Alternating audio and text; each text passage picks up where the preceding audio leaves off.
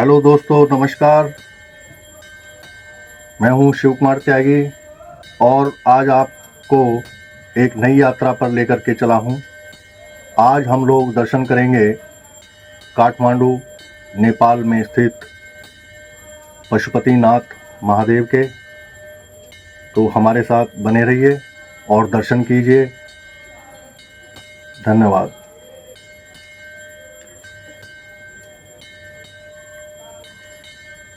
हिमालय की गोद में बसी काठमांडू घाटी और उसके हृदय में प्रवाहित बागमती, इसी पावन तट पर विराजते हैं भगवान पशुपतिनाथ।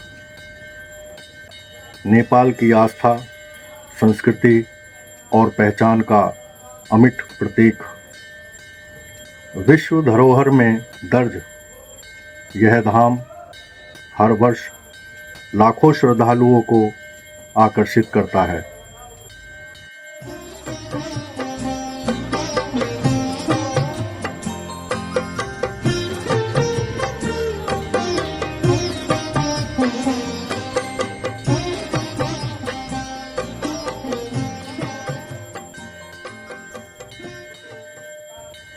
पशुपतिनाथ, पशु यानी समस्त जीव, और पति यानी स्वामी, उस करुणा में शिव का रूप जो संपूर्ण सृष्टि के रक्षक हैं।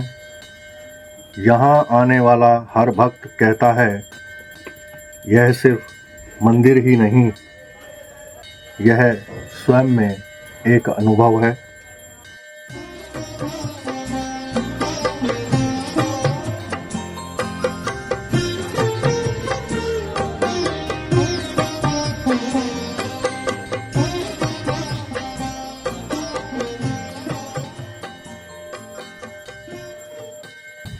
असुर संघर्ष के बाद महादेव हिमालय की ओर आए और पशुपति रूप में यहीं विराजे।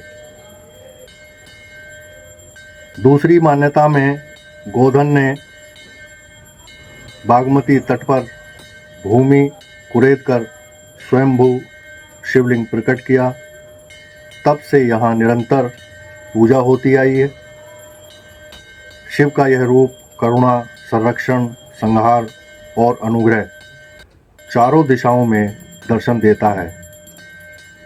इसीलिए गर्भगृह का चतुर्मुखी लिंग भक्तों को शिव के समस्त भावों का साक्षात्कार कराता है।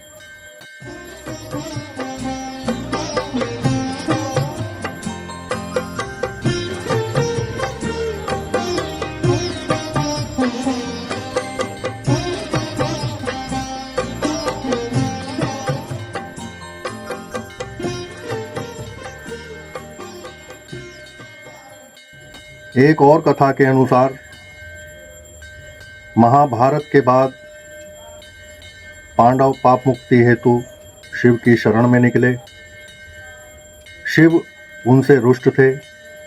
उन्होंने बैल का रूप धरा और अनंतः केदार की भूमि में विलय हो गए।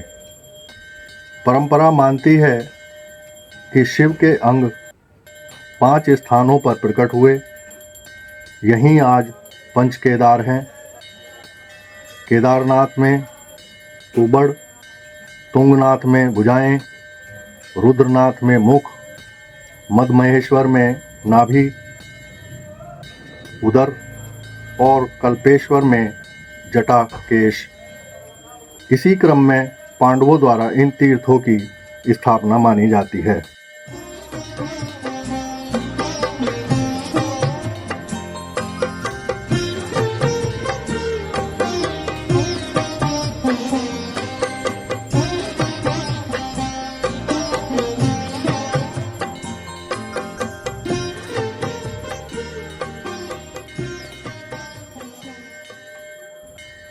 काठमांडू घाटी की परंपरा इस कथा को एक अतिरिक्त सेतु देती है।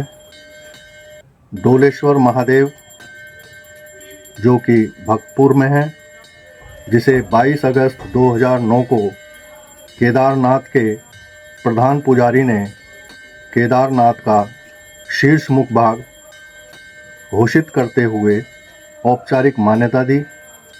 यह स्थान काठमांडू भक्तपुर की सीमा पर है और पशुपतिनाथ से श्रद्धा संबंध जोड़े रखता है, अर्थात कथानक की कड़ी नेपाल तक आती है।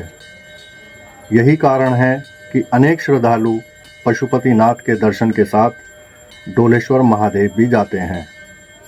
मानो केदार काठमांडू की कथा एक ही धागे में गुथी है।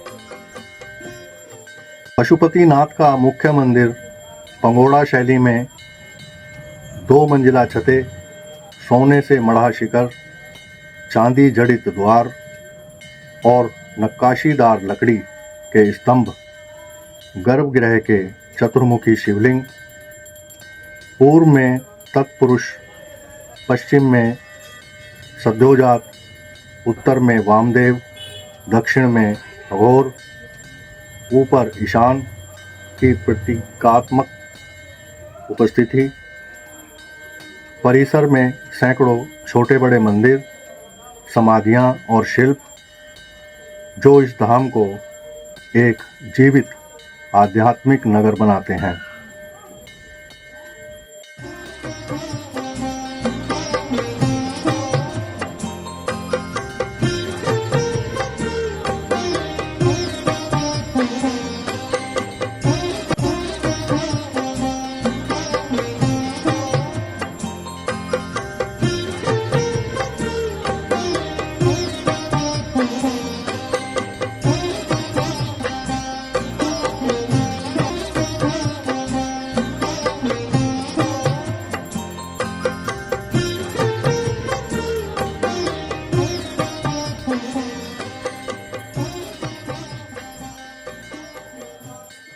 मल्ल शासकों, विशेषकर 17वीं शताब्दी ने वर्तमान वैभव को स्वरूप दिया।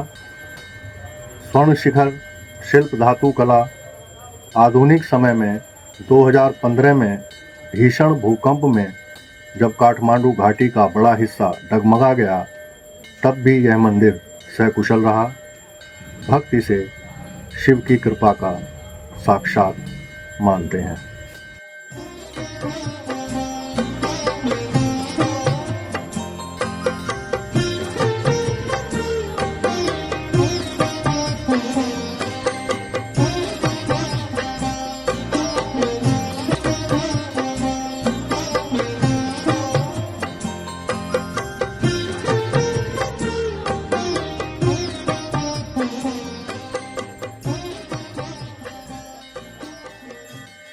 सुबह शाम की आरती, बागमती के तट पर दीपों की कतारें, घंटियों शंखों की गूंज, हजारों कंठों से उठती हर हर महादेव की ध्वनि मन को निर्भर कर देती है। यहाँ अंतिम संस्कार की प्राचीन परंपरा भी है। माना जाता है कि इस तट से प्रस्थान आत्मा को शिवत्व की ओर अग्रसर करता है। महाशिवरात्रि पर पशुपतिनाथ का वैभव चरम पर होता है। देश विदेश से साधु, महात्मा, नागा, सन्यासी, भक्ति में डूबे श्रद्धालु, पूरा परिसर जीवंत, घंटों तक चलने वाले जप तप कीर्तन और दर्शन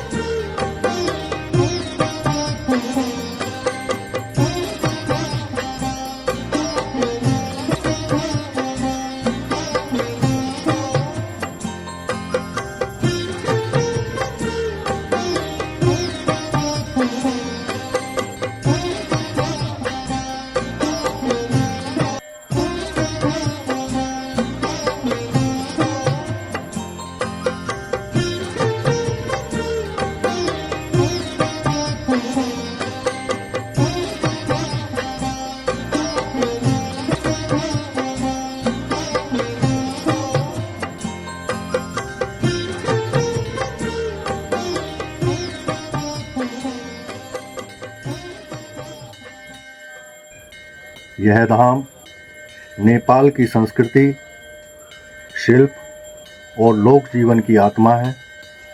यह हमें स्मरण कराता है, जीवन परिवर्तनशील है, पर करुणा, सत्य और शिवत्व शाश्वत है।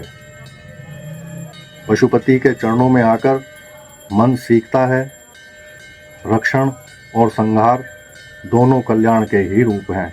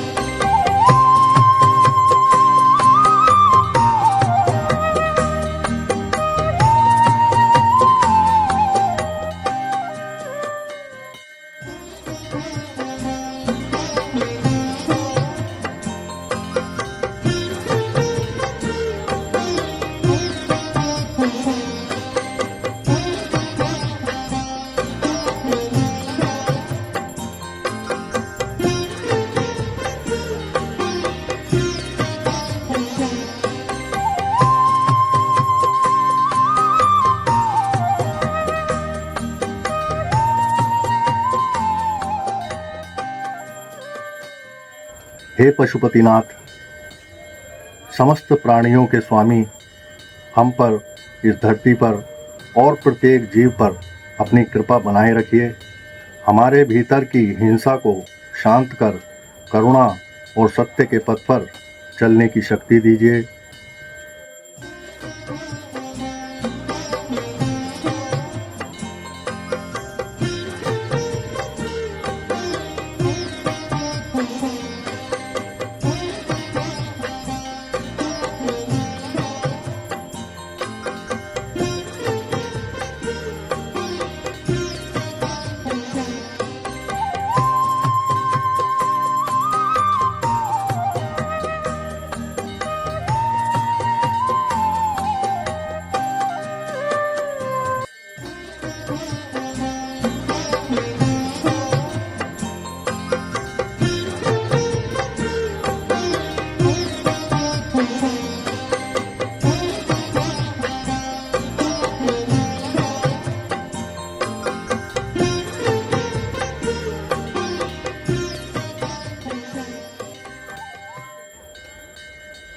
तो दोस्तों, पशुपतिनाथ महादेव के ऊपर बना यह वीडियो आपको कैसा लगा, हमें कमेंट्स में अवश्य बताइएगा। हम शीघ्र ही अपनी नई यात्रा का वीडियो लेकर आपके समक्ष उपस्थित होंगे। तब तक बोलिए हर हर महादेव, जय भोलेनाथ, हर हर महादेव, हर हर महादेव, हर हर महादेव।